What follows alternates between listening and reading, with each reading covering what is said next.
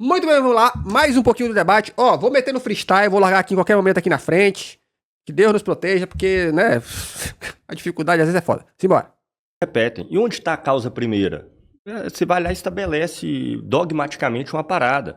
Para dar um exemplo prático aqui, eu vou entrar no tempo da minha pergunta, tá? Que a minha pergunta vai ser rápida. Para dar um exemplo prático aqui, como é que causalidade não é que não existe, mas é uma categoria fraca, frágil, que explica porra nenhuma. Não sem razão, o primeiro livro Epa! Pegamos o Gustavo Puto. Capital, mas não utiliza isso em lugar nenhum. Só para criticar, em alguns momentos. O que causou a crise de 2008?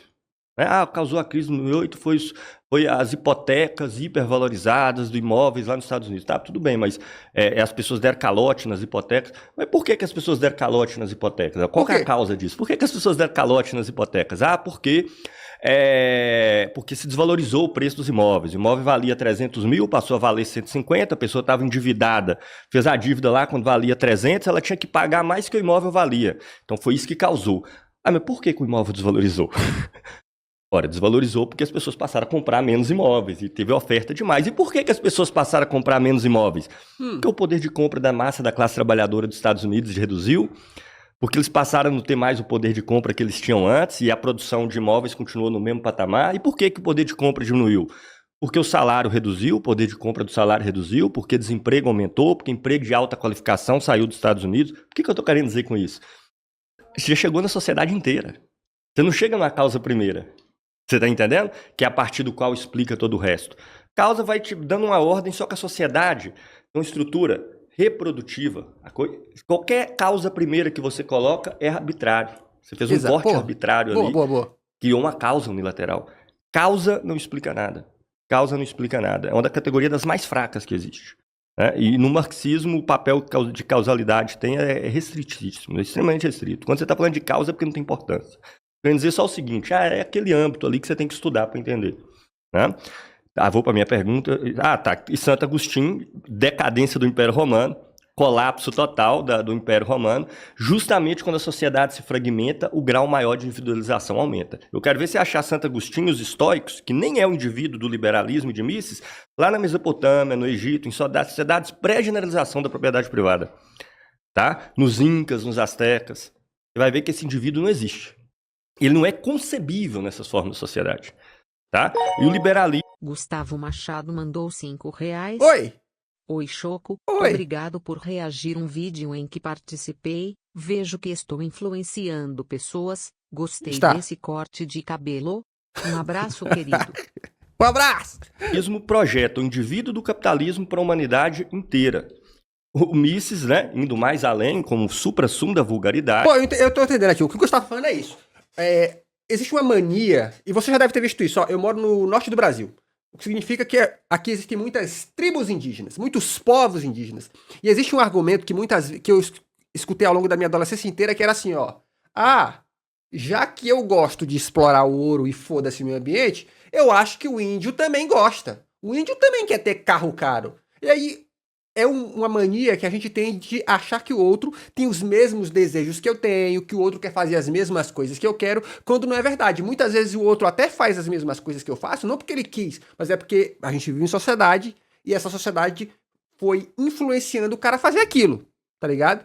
Então, o argumento que o Miorin deve estar usando, que se usa sempre as coisas são assim porque nós somos assim. Nós não somos assim. A história prova de que nós temos nos tornado, eu não vou nem dizer capitalistas, mas tendo que seguir a lógica capitalista porque a gente precisa sobreviver, tá ligado? Nada além disso.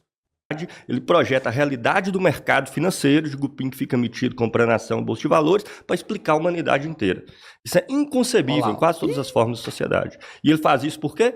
Porque ele pega um axioma arbitrário, aplica arbitrariamente uma lógica e impõe aquilo ali como critério para analisar qualquer período histórico e qualquer situação concreta e particular. Isso, evidentemente, não serve para nada, só para justificar uma ideia que ele já tem antes. Se criou o sistema para justificar aquilo. Então, o valor científico, para mim, do Mises é nenhum, é nada. Mises pode ser jogado na lata de lixo sem a menor hesitação. O papel que Mises tem na história do pensamento é zero. Minha nossa, nossa! Gosto disso, gosto de comunista pistola. E eu reconheço que tem liberais que têm papel. Adam Smith é um autor relevante. Eu concordo com o Smith? Não, é um autor relevante. David Ricardo é um autor relevante. Mises não tem relevância nenhuma. Mises serve... é um autor relevante? poucas coisinhas. Algumas coisinhas. Melhor do que Mises, Mas Mises é o certamente, professor né? de Hayek. Então, Quer dizer Tem nada. nenhum problema isso aí. Pausa. então ele é relevante. Oi? Pausei aqui enquanto vocês perguntam. Tá. Pronto? Oxi, quer dizer o quê? Oxi. Quem foi que treinou o Goku? Porra. Beleza, tranquilo. Mas Mas assim, eu vou descer um pouco a terra, tá? Eu sei, essas discussões são muito interessantes para o público, eu acho que talvez seja um pouco entediante, mas eu vou descer aqui um pouco a terra. Eu queria entender, eu trouxe aqui algumas empresas. Eu falei que eu comentava aqui antes, a gente mapeou assim, as 500 maiores empresas do mundo, de todos os setores imagináveis, representando o peso dos respectivos países e tudo mais. A gente vê que essas 500 empresas, tem umas 200 norte-americanas, 130 chinesas, por aí vai. Elas são responsáveis por cerca de 70% a 80% do PIB mundial. Tá? Em todos os ramos de produção, transporte, telecomunicações, siderurgia, química, petroquímica, Um minuto, insumos, viu, Machado? tá, energia, indústria de construção e por aí vai. Ficaria citando os ramos aqui um tempão. Todas elas movimentam capital de 50, 100, 150 bilhões de reais. Ou se quisermos pegar em dólar, 20, 40, 100, 200, 400 bilhões de dólares aqui tem empresa, só de receita anual. Um capital, evidentemente, inacessível à massa população. Se você comprar a ação dessa empresa, não vai ser nada, vai ser só uma poupançazinha. Então a gente já tem um mundo que toda a estrutura produtiva dele tá girando aqui em torno de 500 mil empresas, com um conjunto reduzidíssimo de proprietários a nível mundial, com controle tecnológico, de tecnologias que levaram séculos para ser desenvolvida. Como que um monte de indivíduo pode escolher participar desse butim aqui, com o parco dinheiro que ele tem envolvendo o seu salário? Como que 99% da humanidade, e mesmo países como o Brasil, para capitalistas brasileiros, é inacessível esse negócio aqui.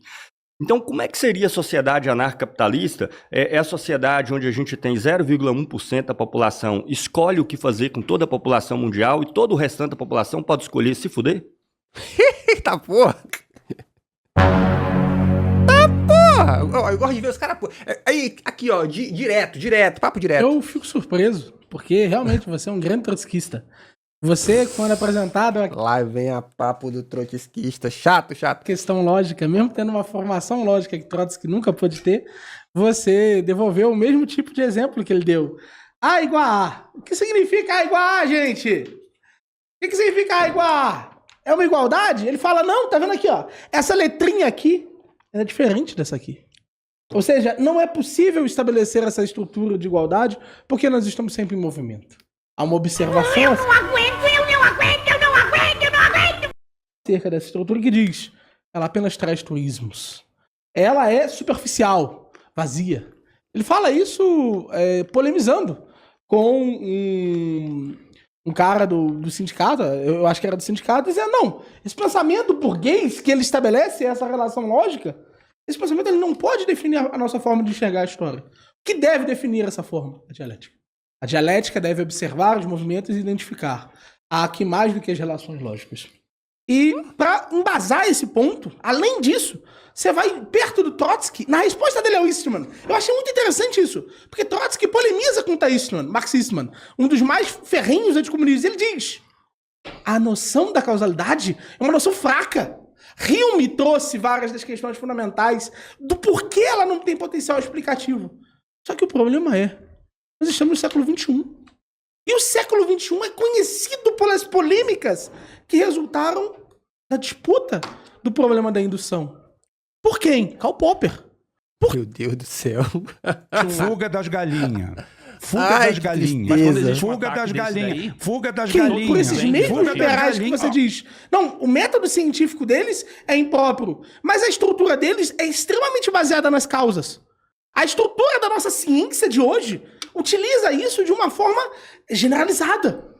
Hoje, se você utiliza o método o falseabilismo, você vai diretamente se relacionar uma hipótese, você vai estabelecer uma hipótese, e você vai estabelecer um conjunto de coisas que devem acontecer.